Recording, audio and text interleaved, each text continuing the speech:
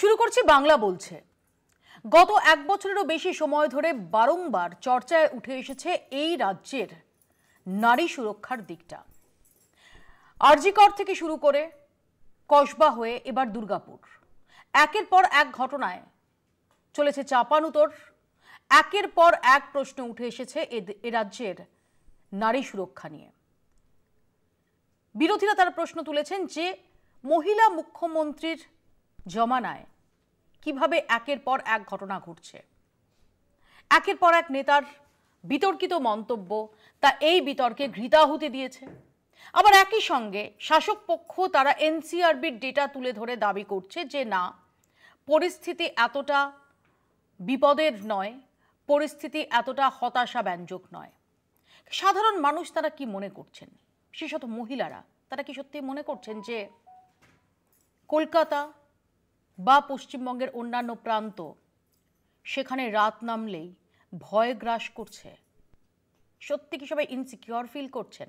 এই সব নিয়ে আমরা আলোচনা করব, আমরা জানার চেষ্টা করব। আমাদের সঙ্গে যারা রয়েছেন তাদের সঙ্গেও পরিচয় করাবো। শুরুতে চোখ রাখবো প্রতিবেদনে।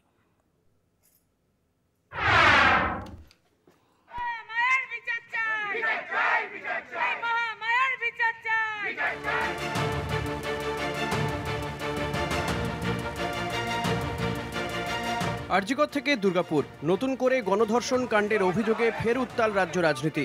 10ই অক্টোবর দুর্গাপুরে বেসরকারি মেডিকেল কলেজের দ্বিতীয় বর্ষের ছাত্রীকে গণধর্ষণের অভিযোগ ওঠে। রাত 8টার পর বন্ধুর সঙ্গে ক্যাম্পাসের বাইরে গিয়েছিলেন ওড়িশার বাসিন্দা ওই ছাত্রী। ক্যাম্পাসের কিছুটা দূরে পরাণগঞ্জ জঙ্গলের মধ্যে তার শ্লীলতাহানি হয় বলে অভিযোগ। তবে 48 ঘন্টার মধ্যেই 5 অভিযুক্তকে গ্রেপ্তার করে পুলিশ। ঘটনা জানাজানি হওয়ার পরদিনই উত্তরবঙ্গ যাওয়ার পথে ডাক্তারি ছাত্রীর শ্লীলতাহানির ঘটনায় কড়া প্রতিক্রিয়া দেন মুখ্যমন্ত্রী। বাংলায় আমরা জিরো টলারেবল, আমরা এখানে কোনো রকম টলারেট করি না। আর তারপরে বিভিন্ন রাজ্যের ছেলেমেয়েরা যেখানে পড়তে আসে, এবং তাদেরও আমি অনুরোধ করব রাত্রিবেলা না বেরোতে, কারণ পুলিশ তো জানতে পারে না কে কখন রাত্রিবেলা বেরিয়ে যাচ্ছে। আর প্রাইভেট মেডিকেল কলেজেরও একটা দায়িত্ব আছে তাদের স্টুডেন্টদের টেক কেয়ার করা। পুলিশ তো আর বাড়িতে বাড়িতে গিয়ে বসে থাকবে না। কেউ যদি রাত্রি 12:30টায় বেরিয়ে কোথাও যায়, ঘটনাটা নিন্দনীয়, আমি ঘটনাকে সাপোর্ট করছি না, যে যেখানেই যেতে পারে তার অধিকার, কিন্তু সবার একটা, যারা হস্টেলে থাকে তাদের একটা সিস্টেম আছে। মুখ্যমন্ত্রীর এই মন্তব্যকে ঘিরে আসরে নামে বিজেপি। রাজ্যে মহিলাদের কোনো নিরাপত্তা নেই বলে সোচ্চার হয় তারা। She should submit her resignation. Yesterday, she also said that the girl child should take safety security only. ইতিমধ্যে বায়োলজিক্যাল পার্টস ওই বয়ফ্রেন্ডের বলে চালানো শুরু করেছে পুলিশ এবং মেডিকেল, যাতে ওই স্পেশাল কমিউনিটির যে 4 জন এক্সট্রা আছে তারা আলটিমেটলি পানিশমেন্ট না হয়, একজনের উপর দিয়ে যাবে, ঠিক সঞ্জয়ের মতো। রাজ্য বিজেপি সোচ্চার হওয়ার পর আসরে নামেন বিজেপির কেন্দ্রীয় নেতারা। প্রশ্ন তোলেন ওড়িশা থেকে দিল্লির মুখ্যমন্ত্রী। নির্যাতিতার পরিবারকে সব রকম সাহায্যের আশ্বাস দেয় ওড়িশার বিজেপি সরকার। মমতা বন্দ্যোপাধ্যায় মহিলাদের রাতে বাইরে বেরোতে বারণ করছেন বলে অভিযোগ তোলে বিরোধীরা। উত্তরবঙ্গে পৌঁছে এ নিয়ে পাল্টা আক্রমণ করেন মুখ্যমন্ত্রী, বলেন তার মন্তব্য বিকৃত করা হচ্ছে। আমি প্রথমেই আপনাদের বলি, দমদের মেয়াদ থেকে আমি কিছু বলেছি, আমার কথা ডিস্টর্ব করা হয়েছে। প্লিজ আপনাদের একটা রিকোয়েস্ট করব, আমাকে আপনারা কোয়েশ্চেন করবেন আর তারপরে ডিস্টর্ব করবেন। আমি ভাত খাই সেটা না বলে আমি ভাত বলে দিচ্ছেন, এসব রাজনীতি আমার সাথে করার চেষ্টা করবেন না, কারণ আমি আপনাদের সাথে মিট করি, অনেকে মিটই করেন না, কোয়েশ্চেন তৈরি করে দিয়ে উত্তর দেয়। এই রাজনৈতিক চাপানুতরের মধ্যে একটা তথ্য সামনে আনছেন তৃণমূল নেতারা। রাজ্যের শাসক দল এ ব্যাপারে তুলে আনছে এনসিআরবির রিপোর্ট। সেখানে কলকাতাকে পরপর 4 বছর নিরাপদতম শহর হিসেবে উল্লেখ করা হয়েছে। দিল্লির সংস্থায় যখন বাংলাকে সার্টিফিকেট দিয়েছে, তখন বিজেপি নেতারা কিভাবে প্রশ্ন তোলেন তা নিয়ে সোচ্চার হয়েছে তৃণমূল। বিজেপি শাসিত রাজ্যগুলিতে কি হচ্ছে তা নিয়েও প্রশ্ন তুলেছে তারা। রবিবারই দিল্লির সাউথ এশিয়ান ইউনিভার্সিটিতে বিটেক প্রথম বর্ষের ছাত্রীকে গণধর্ষণের চেষ্টা হয়। এ নিয়ে এখনও কেউ গ্রেফতার হয়নি। কয়েকদিন আগে উত্তরপ্রদেশেও নাবালিকাকে গণধর্ষণ করা হয়। দেশ জুড়ে যখন এই ঘটনা হচ্ছে তখন বাংলার দিকে কেন নিশানা বিজেপির, তা নিয়েই সওয়াল করছে রাজ্যের শাসক দল। কলকাতা টিভি। আমাদের সঙ্গে রয়েছেন তৃণমূল কংগ্রেসের পক্ষ থেকে সম্রাট চক্রবর্তী, বিজেপির পক্ষ থেকে শতরূপা, কংগ্রেসের পক্ষ থেকে পার্থ মুখোপাধ্যায় এবং রয়েছেন অভিনেত্রী রূপালী ভট্টাচার্য। আমাদের সঙ্গে যারা রয়েছেন তাদের সঙ্গে পরিচয় করিয়ে দিলাম। আমি প্রথমে রূপালীর কাছেই আসি, যে রূপালী একদম অ্যাজ এ ওম্যান কি মনে হয় যে কলকাতা শহরে বা এ রাজ্যে একের পর এক যে ঘটনা ঘটছে, আমরা দেখেছি ইভেন আজকেও রাত দখলের ডাক দেওয়া হয়েছে, আমরা জানতে পারছি। আমরা আরজিকর কাণ্ডের পর দেখেছিলাম যে কি প্রবলভাবে মানুষ, স্বতঃস্ফূর্তভাবে মানুষ পথে নেমেছিলেন। তারপর আন্দোলনের গতিপথ, সেটা কেউ হাইজ্যাক করতে চেষ্টা করেছিলেন, কেউ সেটাকে নিজেদের কাজে ব্যবহার করেছিলেন, সেটা একদম ডিফারেন্ট। কিন্তু 14ই অগস্ট 2024 সাধারণ মানুষ স্বতঃস্ফূর্তভাবে পথে নেমেছিলেন। আমার এখানে প্রশ্ন যে এই সব কিছুর পর কি মনে হয় যে কলকাতা কি সত্যি আনসেফ? পশ্চিমবঙ্গ কি মহিলাদের জন্য সুরক্ষিত নয়? প্রথমত নারী সুরক্ষা নিয়ে চিন্তা ভাবনা এবং নারীদের সুরক্ষা নিয়ে চিন্তিত হওয়ার মতন ঘটনা শুধু পশ্চিমবঙ্গ নয়, ভারতবর্ষ যে কোনো থার্ড ওয়ার্ল্ড কান্ট্রিতে নিয়মিত হয়ে থাকে। এবং গতবারের যে প্রসঙ্গটা উঠলো রাত দখলে যে নির্যাতিতার খুন এবং ধর্ষণের ঘটনাটি, এই যে গোটা বিশ্ব জুড়ে সমস্ত মহিলাদেরকে ট্রিগার করেছিল একটাই পয়েন্টে, সেটা আমার মনে হয় তুমি একজন মহিলা হিসেবে কানেক্ট করবে। আমরা শ্রেণীগতভাবে মহিলা হিসেবে ছোট থেকেই একটা ভয় দেখিয়ে আমাদেরকে বড় করা হয় যে পুরুষের থেকে সাবধান, তুমি শারীরিকভাবে তার হাতে নির্যাতিত হতে পারো। প্রতিটি মেয়ে কোনো না কোনো ভাবে, তিনি তার কর্মক্ষেত্রে হতে পারে, ট্রামে বাসে হতে পারে, দূর সম্পর্কের আত্মীয়র হাতে হতে পারে, সারা জীবনে কখনো ন্যূনতম মলেস্টেড হননি, এটা হতেই পারে না। তো এই আতঙ্কে সারা জীবন ধরে, মানে এই যে রাত দখলের দাবিতে একজন 75 বছরের বৃদ্ধা, তার হয়তো পুত্র সন্তান আছে, তার হয়তো নাতি রয়েছে, তিনি আর এই বয়সে রেপের ভয় না পেলেও পুরো জীবন ধরে যে পুরুষের হাতে নির্যাতনের ভয় পেয়েছিলেন, এই সমস্ত মহিলারা একসাথে রিটালিয়েট করেছিলাম একটা জায়গাতে দাঁড়িয়ে, আমরা আর এইভাবে ভয় পাবো না, আমরা আর এইভাবে নির্যাতিত হব না। সেটা একজন নির্যাতিতাকে কেন্দ্র করে সবার আবেগ, আমার মনে হয় তুমিও কানেক্ট করতে পেরেছিলে, এইভাবে ছড়িয়ে পড়েছিল। তবে আমার একটা জিনিস মনে হয়, মানে রাজনৈতিক চাপানুতন তো সবসময় থাকে, যারা সরকারে থাকেন তাদের বিরুদ্ধে আমাদের নাগরিকদের ক্ষোভ থাকে। এর বাইরে আমার নিজের ব্যক্তি মানুষ হিসেবে যে বিষয়টাকে মনে হয়েছে এই মুহূর্তে আমাদের খেয়াল রাখা উচিত, একটা জিনিস লক্ষ্য করবে, এখন অনেকদিন আগে চন্দ্রিল ভট্টাচার্য বলেছিলেন সোশ্যাল মিডিয়া মব লিঞ্চিং হয়, মানে গণপিটুনিতে ওই ব্যাটাকে বাগে পাওয়া গেছে, ওটার উপরে অত্যাচার কর। এখন যে কেউ যে কোনো মানুষকে অ্যাক্সেস করে ফেলতে পারছে, যে কোনো সোশিও ইকোনমিক গ্রুপ থেকেই হোক না কেন, সোশ্যাল মিডিয়ার মাধ্যমে, এবং অ্যাক্সেস করার সাথে সাথে তাদের সাহস হয়ে যাচ্ছে বিভিন্ন কটূক্তি করা। রূপালী, আমি সেটা বুঝতে পারছি যে এই যে সোশ্যাল মিডিয়ায় যে ট্রোলিং, যেটা কখনো বুলিং বা কখনো একদম অ্যাবিউজের লেভেলে চলে যায়, এটা তুমি আমি যারা সোশ্যাল মিডিয়ায় আছি আমরা সবাই কোনো না কোনো ভাবে ফেস করি।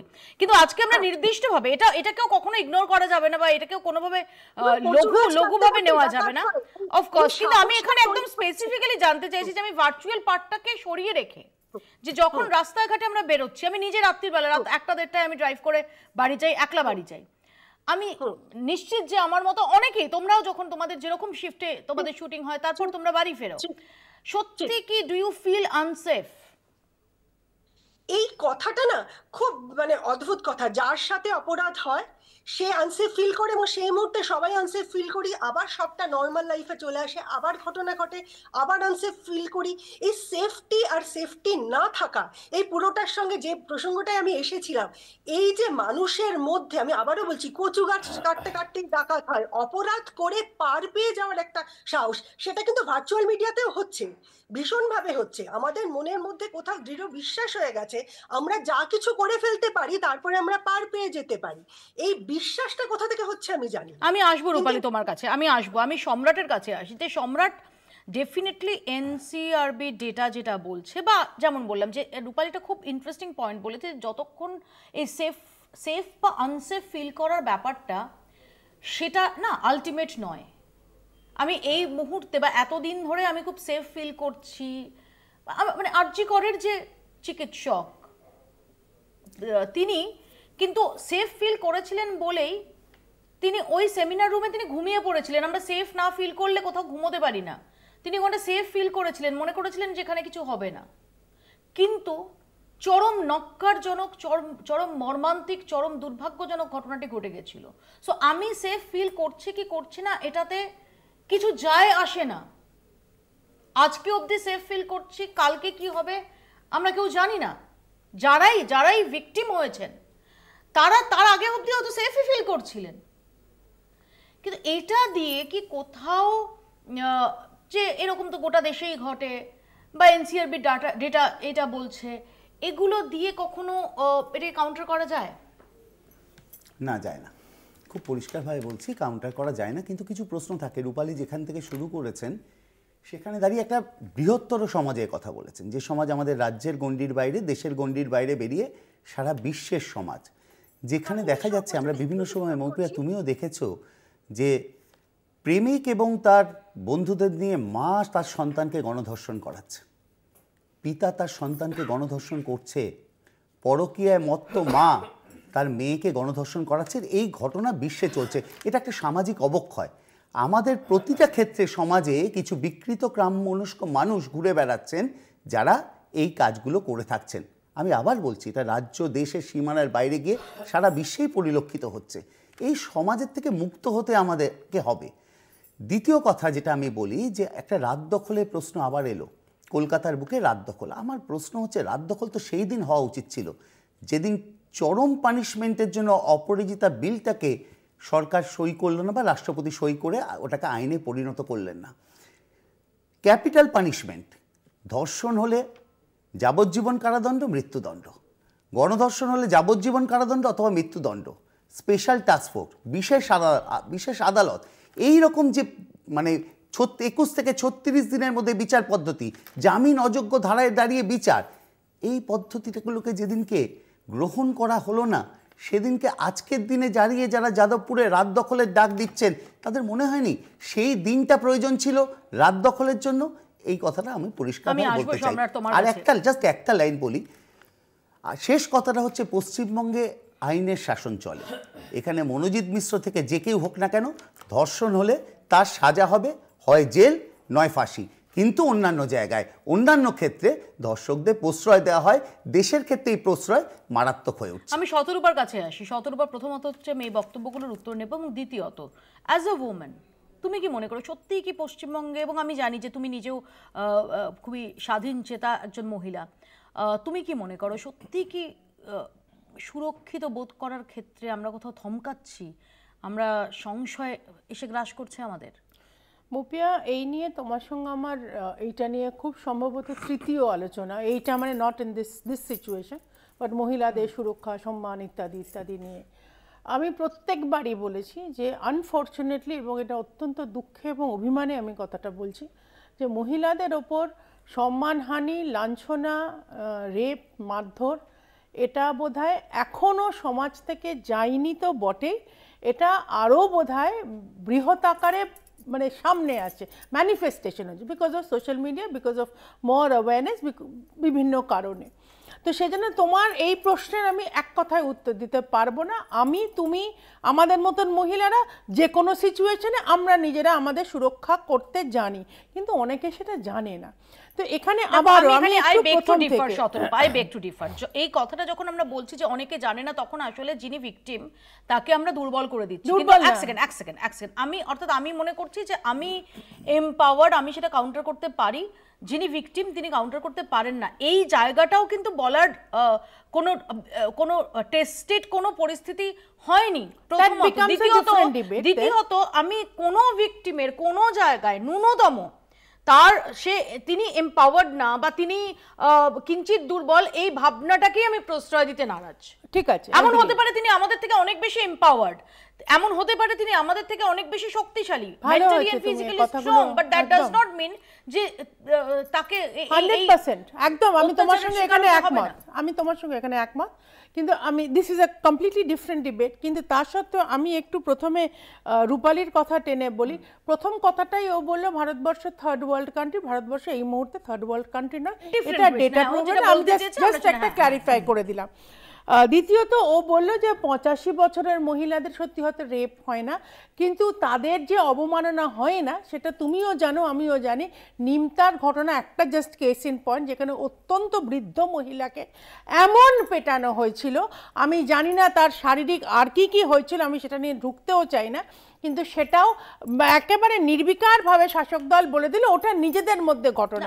আমার প্রশ্ন হচ্ছে, আমি ধর্ষিতার কথা বলছি, আমি এটা বলছি না, আমি জাস্ট বলছি যে এই যে শাসকের নির্দ্বিধায় একটা বলে দেয়, ওটা তো বাড়িঘর মানে বাড়ির মধ্যে একটা ঘটনা। 72-year-old, তুমি যে এম্পাওয়ার্ড উমেনের কথা বলছিলে, 72-year-old নান ওয়াজ রেপড। উনি কি কিছু কম এম্পাওয়ার ছিলেন? তোমার আমার মতনই এম্পাওয়ার। আমি তো এটা বললাম, আমি আবারও বলছি, তুমি ভিন্ন কথাটা বলছো। না আমি বলছি যে ওটা আমি কমপ্লিটলি এটা মানে this is open to debate, যে কার কি সিচুয়েশনে সেই মুহূর্তে কি হয় সেটা ইজ ওপেন টু ডিবেট। এবার আমি আসি এনসিআরবি ডিফেন্স করাটা একজন মহিলার মানে মহিলা ডিফেন্স করবেন, ডিফেন্স করলে তিনি অত্যাচারিত হবেন না, ডিফেন্স তিনি করতে পারেননি তাই অত্যাচারিত হয়েছেন, এই থিওরিটাতেই যাওয়া যায় না। আমি যাচ্ছি না, তার এখানে ইকুয়াল রাইট রয়েছে, যে কোনো হিউম্যান বিইং এর মতো ইকুয়াল রাইট রয়েছে। আমি যেটা বললাম সেটা কোনোভাবে মিস ইন্টারপ্রেটেড হচ্ছে। I don't want to get into this debate. তুমি যেহেতু জিজ্ঞেস করলে যে আমি সেফ ফিল করি কিনা, আমি বলছি যে আমার এখনো অবধি ভয় ডরটা সত্যি সত্যি সাধারণ লোকের থেকে কম। এখন ওরম সিচুয়েশনে গেলে আমি কতটা ফাইট দিতে পারবো সেটা ভগবান না করুক, আমি এটা এই টেস্টের মধ্যে ঢুকতে চাই এই মুহূর্তে। কিন্তু আমি যেটা বলছি বারবার একটা আমি নিজেও ইনফ্যাক্ট এই কথাটা দিয়ে শুরু করলাম যে এটা একটা বিশাল সামাজিক ব্যাধি। তো সেইখানে প্রশ্ন যেটা উঠছে আমাদের সাধারণ সমাজের, আমাদের অ্যাজ ইন বিজেপির তরফ থেকে এবং সাধারণ সমাজের, what is the role of the government?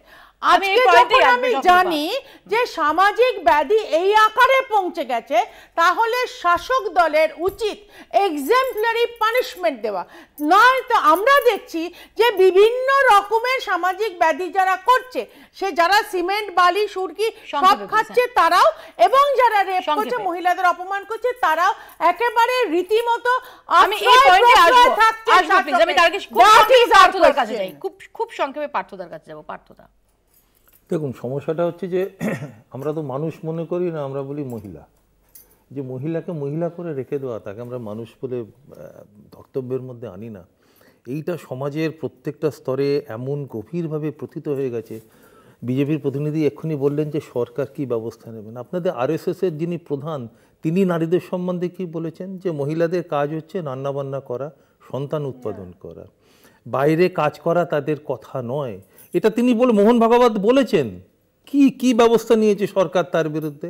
এখন ব্যাপারটা হচ্ছে যে পশ্চিমবাংলা ঘটনাচক্রে এটা অস্বীকার করে লাভ নেই। যত অবস্থায় খারাপ হোক ভারতবর্ষে অন্য জায়গার থেকে আমরা বাঙালি বলে আমাদের একটা সংস্কৃতি মনা চেতনা আছে বলে পশ্চিমবাংলা বা কলকাতা কম্পারেটিভলি অন্য রাজ্যের থেকে বেটার। কিন্তু তার জন্য কৃতিত্ব কোনো রাজনৈতিক দল কখনো কোনো সরকার নিতে পারে না। এর কৃতিত্ব পশ্চিমবাংলার বাঙালি, সাধারণভাবে বাঙালি সমাজের, এবং এখানে যারা আছেন সবাই। কোনো রাজনৈতিক দল বা কোনো সরকার এর কৃতিত্ব নিতে পারে না। কিন্তু আজকে যে ঘটনাগুলো ঘটছে এর প্রধান কারণ হচ্ছে যেটা আমরা দেখছি, আগে যেটা হতো সরকার একটা ব্যবস্থা নিত, এখন সরকার একটা পক্ষ হয়ে যাচ্ছে, এটা হচ্ছে সমস্যা। মুখ্যমন্ত্রী বিশেষ করে আমি বলছি, অত্যন্ত দুঃখের ব্যাপার, তিনি একটা মানে সেট করে দিচ্ছেন যে তদন্তটা কোন পথে হবে। তিনি একটা মন্তব্য করে দিচ্ছেন এমন, যেখানে যে মেয়েটি বা মহিলা অত্যাচারিত হয়েছেন তার বিরুদ্ধে যাচ্ছে, সেটা তার একটা পরিচয়ে এমন তিনি দিয়ে দিচ্ছেন, এবং সেটা মানে কোনো ইনভেস্টিগেশন হচ্ছে না তার আগেই। এখন এটা আমরা পার্কস্ট্রিট থেকে আরম্ভ করে এই যেমন দুর্গাপুর, হাঁসখালি তো আছে, আমি দুর্গাপুরেও দেখলাম যে অত রাত্রিরে বেরোনোর কি দরকার ছিল। আচ্ছা, তাহলে আমি এনসিআরবিতে প্রথম হয়েছি, হ্যাঁ না, তিনি যেটা বলেছেন ঘটনা, তাহলে এনসিআরবিতে প্রথম হওয়ার গর্বটা আমি কি কারণে করব? আর সমস্যা হচ্ছে কি, যে এই এনসিআরবি বা বিভিন্ন যে সরকারি ডাটাগুলো, যেমন আমরা বাজারে গেলে বুঝতে পারি কি অবস্থা জিনিসপত্রের দাম, আর সেখানে সরকার বলছে 1.5 হচ্ছে ইন্ডেক্স। অর্থাৎ এই যে সরকারি যে ডাটা, সেইগুলো আজকে এত বিশ্বাসযোগ্যতার অভাব হচ্ছে যে এইগুলো মানে কি বলবো, সভ্য সমাজের পক্ষে এগুলো ভীষণ প্রশ্ন। ছোট্ট একটা ব্রেক, তার আগে আমাকে নিতে হবে ছোট্ট একটা বিরতির পর বাংলা বলছে। আমরা একটু দেখে নিই যে এই দুর্গাপুর কাণ্ড প্রসঙ্গে কিছুক্ষণ আগেই আসানসোল দুর্গাপুরের পুলিশ কমিশনার সুনীল চৌধুরী তিনি কি বলেছেন। আমরা সবাই জানি আমাদের এখানে দুর্গাপুরে একটা প্রাইভেট মেডিকেল কলেজের ক্যাম্পাসের বাইরে পারদই জঙ্গলে একটা ঘটনা, দুর্ভাগ্যজনক ঘটনা ঘটেছিল। ইনফরমেশন পাওয়ার সঙ্গে সঙ্গে আমরা এফআইআর রেজিস্টার করি এবং ইনভেস্টিগেশন স্টার্ট করি। 5 জন অ্যাকিউজড, ভিকটিম গার্ল এবং তার বন্ধু ছাড়া যারা 5 জন অ্যাকিউজ ছিল, যাদের প্রেজেন্স আমাদের প্লেস অফ অ্যাক্রেন্সে এস্টাবলিশ হয়েছে, সবাই 5 জনকে আমরা অ্যারেস্ট করেছি। ভিকটিম গার্লের যে মোবাইল ফোন স্ন্যাচ হয়েছিল বা অ্যাকিউজ যারা নিয়ে গিয়েছিল, সেটা আমরা সেই দিনই এই অ্যাকিউজ থেকে রিকভারি করা হয়েছে। তারপরে আমাদের ইনভেস্টিগেশন মধ্যে 5 জন অ্যাকিউজড এবং যে তার সহপাঠী বন্ধু আছে তারও বিয়ারিং অ্যাপারেলস আমরা সিজ করেছি। এফএসএল ঘটনাস্থলে ভিজিট করেছে, নমুনা সংগ্রহ করেছে। এই অ্যাকিউজদেরকে নিয়ে এবং তার বন্ধুকে নিয়ে, সহপাঠী ভিকটিম গার্লের যে সহপাঠী বন্ধু আছে ওকে নিয়ে আমরা সিন অফ ক্রাইমে ভিজিট করেছি, রিকনস্ট্রাকশন অফ ক্রাইম সিন করেছি। এখন অবধি যে টেকনিক্যাল এভিডেন্স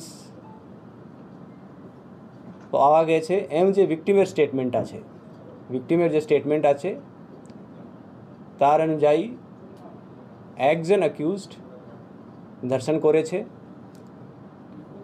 বাকিদের কি ইনভলভমেন্ট আছে কি ইনভলভমেন্ট নেই সেটা আমরা ইনভেস্টিগেশন করছি। তার যে সহপাঠী বন্ধু আছে তার আচরণও আমাদের সন্দেহের ঊর্ধ্বে নেই, ওকেও আমরা বারবার জিজ্ঞাসাবাদ করছি। আমি এখানেই আসবো শতরূপার কাছে, যে শতরূপা প্রথমেই যে এই একটা কনক্লুশনে জাম্প করে যাওয়া, পার্থদার কাছে ওই প্রশ্নে আসবো যে তদন্ত ঠিক মতো হচ্ছে না, তথ্য প্রমাণ লোপাট হয়ে যাচ্ছে, এই সংশয়ের জায়গাটা কেন? মুপিয়া, যেহেতু আমাকে আগে জিজ্ঞেস করলে আমি আগে উত্তর দিই, তার আগে আমি দুটো জিনিস একটু ক্ল্যারিফাই করে দিতে চাই। এনসিআরবি নিয়ে সবাই, তুমি নিজেও প্রশ্ন করলে, এনসিআরবির যে ডেটা শিটটা আসে তুমি দেখবে নিচে একটা ডিসক্লেমার দেওয়া থাকে যে this depends on the data which has been collected. তার মানে যে স্টেট যে যেরকম ডেটা দেয় সেই মতন তার অ্যানালিসিস হয়। বাকিটা আমি আর বলছি না এই মুহূর্তে। আর অপরাজিতা বিল নিয়ে বারবারও কথা সম্রাট বলছিলেন। অপরাজিতা বিল যেদিন ইন্ট্রোডিউস হয়েছে বিধানসভায় সেদিন 13টা পয়েন্ট আমাদের তরফ থেকে মাননীয় লিডার অফ অপোজিশন তুলেছিলেন এবং বলেছিলেন that in spirit we are together with the Aparajita bill, কিন্তু এই 13টা পয়েন্ট ইনক্লুড করতে হবে। সেই 13টা পয়েন্ট ইনক্লুড তো দূরের কথা, রেকর্ডিং পর্যন্ত হয়নি। আমি যে সেই দুটো জিনিস ক্ল্যারিফাই করে দিলাম। এবার আমি বলছি যে তুমি যে আমাদের বলছো যে আমরা একটা প্যাটার্ন সেট করছি, যেতে হবে। হ্যাঁ, আজকে তুমি যদি দেখো তৃণমূলের তরফ থেকে যখন যেখানে ঘটনা ঘটেছে, সে পার্কস্ট্রিট থেকে আরম্ভ করে আজকের ঘটনা এবং এর মধ্যেও আরেকটা ঘটনা ঘটে গেছে, দুটো ঘটনা ঘটে গেছে, প্রত্যেকটাতেই হচ্ছে ও কিছু না, ওটা সাজানো ঘটনা, ভিকটিমের ফল্ট, দেখো ভিকটিম অ্যাফেয়ার চলছে কিনা, না প্রেগনেন্ট, ইত্যাদি ইত্যাদি করে জিনিসটাকে একটা ছোট করে দেওয়া। সেকেন্ড যেটা করে, আগে যাকে হোক একটা ধরা হয়, সেটা হতেও পারে সত্যি লোক, নাও হতে পারে, এবং ধরেই তাকে আগে ফাঁসিতে তুলে দাও বা ফুল ফ্লেজেড অ্যারেস্ট করে দাও। অ্যারেস্ট করাটা আমরা যেটা অবজার্ভ করছি, অফকোর্স করবে, করেই আমার মনে হয় পুলিশ কাস্টাডি মানে সেফ কাস্টাডি। পুলিশ তো নিজেদের লোক, মানে পুলিশ মন্ত্রী স্বয়ং মুখ্যমন্ত্রী, অ্যারেস্ট না করে কি করবে? তাকে অভয়ারণ্যে রাখবে, মানে কি মানে অ্যারেস্ট যদি অভিযুক্ত হয়, তার এগেইনস্টে যদি সলিড তথ্য প্রমাণ পাওয়া যায়, ডেফিনেটলি তদন্ত। হ্যাঁ, না তাকে অ্যারেস্ট না করে কি করবে? না আমি তো বলছি অ্যারেস্ট তো করবে, কিন্তু সামহাউ এটাকে অ্যারেস্ট করার পরও তারপরে তুমি দেখেছো তারপরে দুদিন পর তারা বেরিয়ে গেছে, তারপরে তাদের ইনভেস্টিগেশনে কিছুই পাওয়া যায়নি। আমি এইটার কথা বলছি, আগে বাগে তাকে অ্যারেস্ট করে সেফ কাস্টাডি ঢুকিয়ে দেওয়া। কিন্তু জয়নগর থেকে শুরু করে এক সেকেন্ড জয়নগর থেকে শুরু করে আরজিকর কাণ্ড পরবর্তী সময়, জয়নগর থেকে শুরু করে ফারাক্কা থেকে শুরু করে গুরাপ, একের পর এক ঘটনায় সেখানে তো কনভিকশন হয়ে গেছে।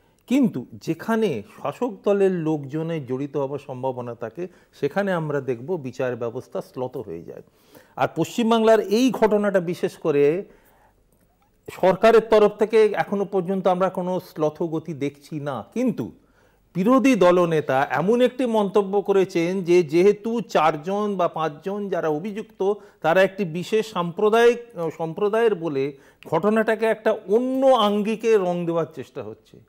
এইটা হচ্ছে সবচেয়ে বেশি দুঃখের, কারণ এই জিনিসগুলো যদি এরমভাবে চলতে থাকে, রাজনীতি যদি এরমভাবে আসতে থাকে, তাহলে কিন্তু আমরা কোনো দিন এই অবস্থা থেকে বেরোতে পারবো না। আমি আসবো, আমি একটু শুনে নিই লকেট চট্টোপাধ্যায় তিনি কি বলছেন এবং শশী পাঁজা তিনি কি বলছেন।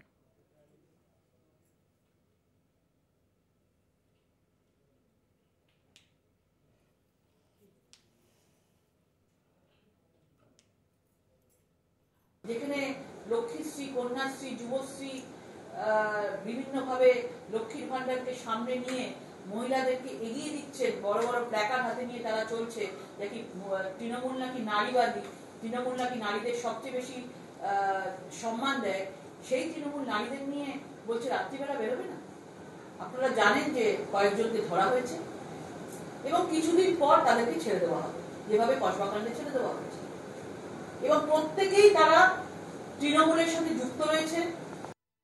আচ্ছা, বিরোধীরা কি বিরোধিতা করছে বলুন তো? তাহলে এই 5 জনকে সঙ্গে সঙ্গে ধরা পড়া, যেই 5 জনকে নির্যাতিতা তার এফআইআর এতে নাম দিয়েছে, তাদেরকে তৎপরতা নিয়ে তুলে ধরে অ্যারেস্ট করা, এটার বিরোধিতা কি বিজেপি করছে? কোনটা বিরোধিতা করছে? আমরা জানতাম যে যারা এরকম ন্যাক্কারজনক অপরাধ করেন, মেয়েদের ধর্ষণ করেন, অপমান করেন, তাদের একটা খুব কড়া একটা বিল ছিল, যেটাকে আমরা আইন করতে চেয়েছিল রাজ্য সরকার, অপরাজিতা বিল। সেই অপরাজিতা বিলের বিরোধিতা করেছে বিজেপি নারী বিরোধিতা করছেন আপনি। আর এই ভুল করে এরকম একটা ধর্ষণ নিয়ে রাজনীতি করাটা অত্যন্ত অন্যায়। তাহলে তো আমরা বলবো এবার উড়িষ্যাতে কি হচ্ছে, ত্রিপুরাতে কি হলো, জয়পুরে কি হলো, লখনৌতে হলো, কেন ধর্ষিতা হবেন মেয়েরা, মহিলারা, আর কেন রাজনীতি আনবেন এর মধ্যে? খুব সংক্ষেপে রেসপন্স। আমি যেটা বলছিলাম না যে রাজ্য সরকারের একটা টেন্ডেন্সি, একটা প্যাটার্ন হয়ে গেছে। তুমি বলো আজকে যে ক্রাইম সিনটা 36 ঘন্টা অবধি সেটাকে আইসোলেট করা যায় না, সেটা পুলিশ কমিশনার বলেছেন যে সঠিক সময়ে এই ঘটনা প্রকাশ্যে আসার পরে পুলিশ কমিশনার যাই বলুক, কিন্তু তুমি আমায় বলো অ্যাজ এ কমন সেন্স হিসেবে, যেখানে ক্রাইম হয়, আমি তো ক্রিমিনোলজিস্ট নই, কিন্তু ফার্স্ট থিং আমরা দেখি যে crime scene do not cross. এটা তো নর্মাল, যে কটা সিনেমা দেখলেও হয়, বাকি আর আমি এটা আমি আর ইলাবোরেট করছি না।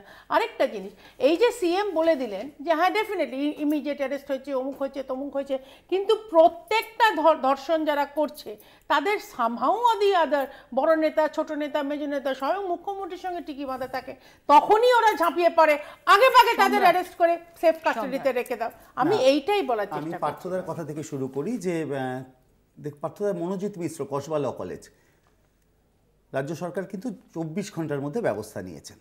দ্বিতীয় কথা, বিরোধী দলনেতার বক্তব্য, আমি মৌপি একটা ছোট্ট প্রশ্ন করি, যখন সঞ্জয় রায় হয় তখন সে ধর্ষক, যখন মনোজিৎ মিশ্রর নাম আসে তখন মনোজিৎ মিশ্র ধর্ষক, আর যখন অপু বাউরিদের নাম আসে তখন অপু বাউরিরা ধর্ষক, আর রিয়াজউদ্দিনদের নাম আসলে একটা গোটা সম্প্রদায় ধর্ষক। এই অ্যাঙ্গেল, এই ন্যারেটিভ যারা তৈরি করতে চাইছে বাংলার বুকে, তারা ধর্ষণকে প্রশ্রয় দিচ্ছে। যে এই বাংলায় দাঁড়িয়ে তো এই প্রশ্ন করা যায় যে ধর্ষণকে প্রশ্রয় দিয়ে কার্তিক মহারাজ পদ্মশ্রী পায়। এই বাংলার বুকে দাঁড়িয়ে এই ন্যারেটিভের নিয়েও প্রশ্ন করা যায় যে ধর্ষক, কিন্তু কার্তিক মহারাজের বিষয়টা তো কোর্টে খারিজ হয়ে গেছে সম্রাট। না কিন্তু আজকে তো না বলতে হবে আমি অনন্যা চক্রবর্তীর কথা বলছি, যে মহিলা রাত দখলের কথা ছেড়ে দিন, দিনের বেলা মাইক্রোফোন হাতে নিয়ে বলছেন, তারপরে তার পদোন্নতি হয়, রাজ্য সভাপতি হন। আমি সেই প্রসঙ্গে যাচ্ছি না, পদোন্নতি তো এখানেই হয়। মিঠুন চক্রবর্তীর ছেলের নামে ধর্ষণের অভিযোগ, তাকে বাংলার মুখ করা হয়। আজকে দাঁড়িয়ে কোন জায়গা থেকে কোন যুক্তিতে দর্শকদের বিরুদ্ধে কথা বলছেন? একটু শুনে নিই এই সম্পর্কে মহিলারা সুরক্ষিত বোধ করেন কিনা, সেটা নিয়ে কলকাতায় আমরা অনেকের সঙ্গে কথা বলার চেষ্টা করেছিলাম, তারা কি বলছেন। অনেক খারাপ খবরই তো শোনা যায়, যেখানে ভালো আছে সেখানে খারাপও থাকবে, তবে আমি 4-5 বছর ধরে বাইরে যাতায়াত করছি, সারা রাস্তাঘাট মানে গ্রামের দিকে অনেক দূরে দূরে যাচ্ছি আসছি, তো আমি সেফলি গেছি এসছি। এখনকার মানুষজন আগের চেয়ে অনেক ভদ্র, অনেক যেমন অ্যাডভান্স হয়েছে, তাদের মানসিকতাও অন্যরকম হয়েছে বলবো। আমি নিশ্চিন্তে যাতায়াত করতে পারি। 100 বার বেড়েছে, বাট হ্যাঁ ওই নেভারদেলেস ইনসিডেন্ট তো হয়েই থাকে, সেটা শুধুমাত্র ইমপ্রুভমেন্ট করার অনেক জায়গা আছে আপকামিং ডেজেও। এমন না যে আমি বলবো যে এখানে যে ঘটনাগুলো হচ্ছে সেটা বাইরে হচ্ছে না, সেটা বাইরেও হচ্ছে, সব সিটিতেই হচ্ছে, বাট আগের তুলনায় কলকাতা এখন অনেক অনেক অনেক ডেভেলপ। রাতের কলকাতা তো নিরাপদ নয়, তবুও মানে এখন আমরা মহিলারা অনেকেই অনেকটা সব কিছু জেনে গেছি, এবার অনেকটা অ্যাডভান্স, অনেকটা সাহসিকতার সঙ্গে আমাদের চলতে হয়, কিছু করার নেই। তো নিরাপদ নয়, আবার নিজেদেরকে করে নিতে হয় সাহসের সঙ্গে। খুব ভালো মানুষজন, আর এখানকার নিরাপত্তা নিয়ে যদি কারোর কিছু প্রশ্ন থাকে সেটা অন্য ব্যক্তিদের কি ধারণা জানি না, কিন্তু আমি নিজেকে খুব সেফ মনে করি এখানে, এবং এখানকার বাসিন্দা হয়ে আমি খুব হ্যাপি, এবং এই দেশের বাসিন্দা এবং এই রাজ্যের বাসিন্দা হয়ে আমি খুব হ্যাপি। অভিজ্ঞতা হচ্ছে সবসময় দেখতে পাচ্ছি আমরা কলকাতা শহরে একটা ধমকানি, চমকানি, ভয় দেখানো, এই ব্যাপারগুলো আগের থেকে অনেক অনেক গুণ বেড়ে গেছে। সেক্ষেত্রে রাত্রিবেলা আপনি এরকম কোনো ফেস করেছেন? দিন দুপুরেই ফেস করি, তার রাত তো অনেক বড় কথা হয়ে গেল। Very safe. আমি অন্য স্টেটে যদি কথা বলি, ইউপি বা দিল্লি, যদি আমি কম্প্যারিজনে মুডে যাই, Kolkata is the best for women also and girls and both.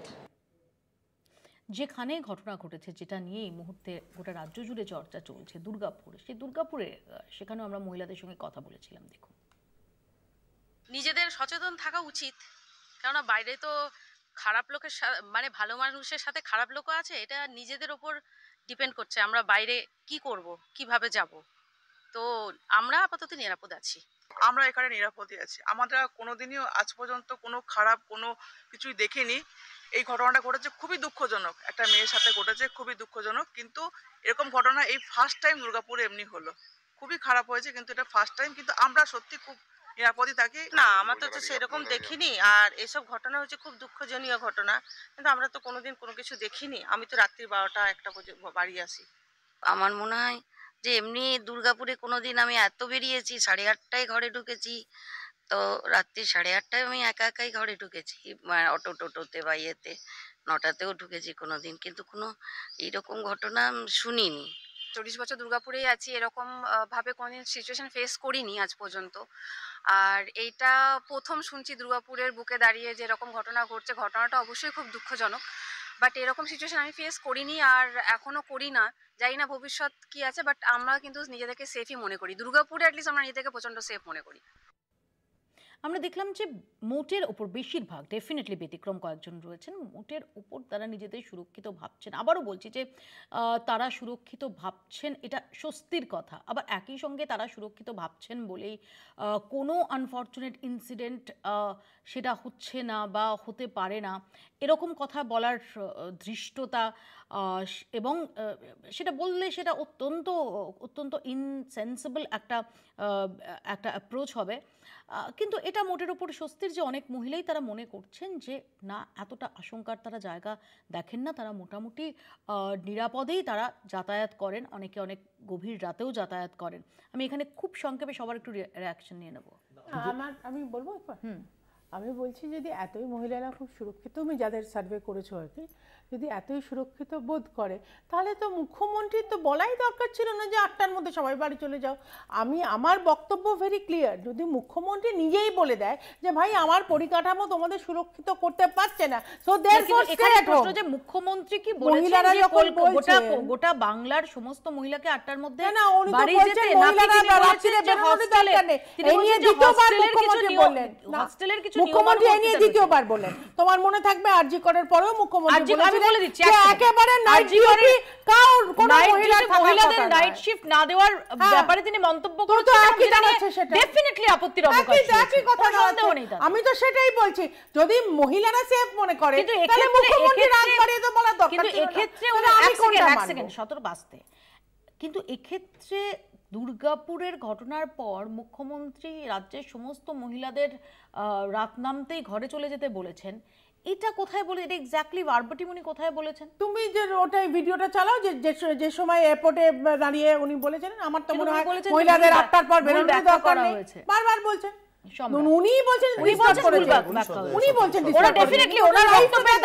ওনার বক্তব্যের দায় সেটা ডেফিনেটলি আমরা নেব না, সাংবাদিকরা নেব না, কিন্তু উনি দাবি করছেন যে উনি ভুল ব্যাখ্যা করেছেন।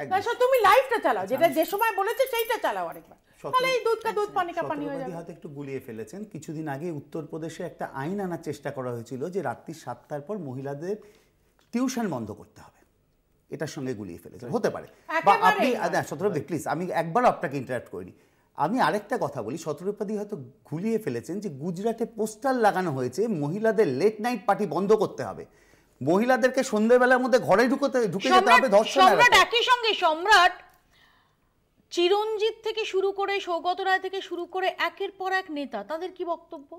না, এই প্রসঙ্গে মৌপিয়া বলি যে এনসিআরবির কথা শুরুতেই তুমি না এইটাই বলো না। হ্যাঁ এটাই বলছি, এটাই তোমাদের দলের একাধিক জনপ্রতিনিধি তাদের বক্তব্যটার কথা আমি মনে করাবো না বলছি। এই তোমার এইটাই উত্তর দিচ্ছি। এনসিআরবি বলেছে, রিপোর্টে দেখা যাচ্ছে 2011 সালের আগে অবধি 8টা করে ধর্ষণের ঘটনা পার ডে বাংলায় হতো, এবং 2011 পর থেকে পার ডে ধর্ষণের ঘটনা 3টে। ধর্ষণ মুক্ত বাংলা হয়নি কিন্তু মৌপিয়া। বিকৃত কাম মনস্ক মানুষেরা আজও ঘুরে বেড়াচ্ছে, তাদেরকে কেউ কেউ সচেতন করার কথা বলেছেন, তাদের ব্যক্তিগত মতামতের কথা বলেছেন, কিন্তু সামগ্রিকভাবে বাংলার মহিলারা, এখানে যে মহিলা 3জন রয়েছেন, তুমি সৌগত রায় বা চিরঞ্জিত তাদের বক্তব্যকে এন্ডোর্স করো? যেহেতু এখনো 3 না, এন্ডোর্স করি না, একদমই করি না। মহিলারা সারা বাংলাতে রাত্রি 12টা 1টা 2টো যখন হোক মাথা উঁচু করে ঘুরে বেড়াচ্ছেন, আগামী দিনেও ঘুরে বেড়াবেন, কিন্তু তাদেরকে সতর্কও থাকতে হবে। কেননা এখনো পর্যন্ত এই এনসিআরবি রিপোর্ট অনুযায়ী 3টে করে ঘটনা ঘটছে, যেদিনকে এই একটা ঘটনা ঘটবে না না সবার প্রশাসনের দায়িত্ব, অবশ্যই প্রশাসনের দায়িত্ব। প্রশাসন এবার এটা ঠিক এটাও তো মানতে হবে যে প্রতিটা মানুষের জন্য একজন করে প্রশাসনের ব্যক্তি নেই, তাহলে এগ্রি ডেফিনেটলি প্রত্যেককে বডিগার্ড দেওয়া যাবে না, কিন্তু কেন এই মানে যদি একটি ঘটনাও ঘটে, সেই ঘটনার ক্ষেত্রে যদি সত্যি প্রশাসনের কোনো গাফিলতি থেকে থাকে, প্রশাসনিক কোনো ত্রুটি থাকে, সেটার দায় তো নিতে হবে প্রশাসনকে, সেই দায় নিতে হবে, যদি থাকে নিশ্চয়ই নিতে হবে। কিন্তু দেখো আরজিকর ঘটনার পর থেকে যে কটা ঘটনা ঘটে, আমি ঘটনা ঘটেনি বলিনি, যে কটা ঘটনা ঘটেছে প্রতিটা ক্ষেত্রে কত দ্রুততার সঙ্গে প্রশাসন তদন্ত করে কোর্ট রায় দিয়ে তাদেরকে যাবজ্জীবন বা ক্যাপিটাল পানিশমেন্টের ব্যবস্থা করেছে, তাহলে সরকার তো সদর্থক ভূমিকা পালন করছে। রাজনীতি সরিয়ে রেখে আমি আবার বাংলার সাধারণ মানুষের যে সমাজ চেতনা, তাকে আমি স্যালুট জানাই, সেটাই আমাদের কাছে মুখ্য শক্তির আধার। কারণ আমরা মনে রাখতে হবে যে 70-এর সেই রক্তঝরা দিনগুলো তো নারীদের ওপর কিন্তু কোনো অত্যাচার হয়নি, তখনও কিন্তু তারা একই রকমভাবে তারা সেফ ছিল। এটাই হচ্ছে পশ্চিমবাংলার ঐতিহ্য, এই পশ্চিমবাংলাকে আমরা দেখতে চাই।